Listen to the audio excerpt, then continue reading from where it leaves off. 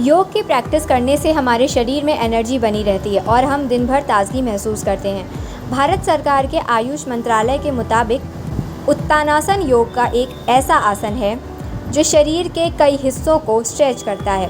जो लोग लंबे समय तक बैठे रहते हैं या कंप्यूटर पर काम करते हैं, उनके लिए ये आसन बहुत ही फ़ायदेमंद साबित होता है।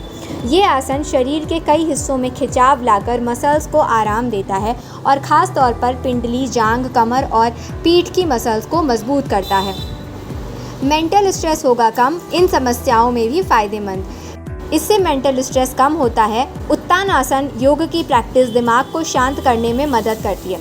जब हम इस आसन को करते हैं तो शरीर के निचले हिस्से से खून दिमाग की तरफ तेज़ी से आता है। इससे दिमाग में ऑक्सीजन फ्लो बढ़ता है जो स्ट्रेस को कम करने में भी मदद करता है।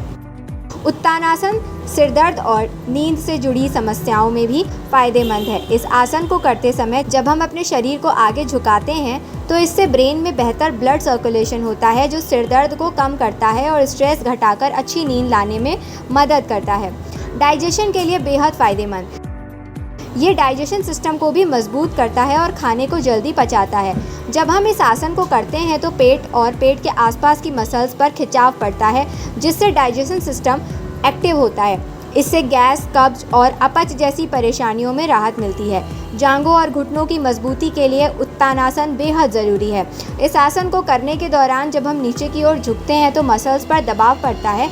इससे जॉइंट्स, पेन आदि से राहत मिलती है और शरीर का बैलेंस भी बेहतर होता है। कैसे करें उत्तानासन? उत्तानासन करने के लिए सबसे पहले सीधे खड़े हो जाएं और दोनों हाथों को हिप्स पर रखें। इसके बाद गहरी सांस लें और कमर को मोड़ते हुए धीरे धीरे आगे की ओर झुकना शुरू करें। अब अपने हाथों से टखने को पकड़ लें और पैर एक दूसरे के समानांतर और सीध में रखें। इस स्थिति में 30 सेकंड से 1 मिनट तक बने रहें।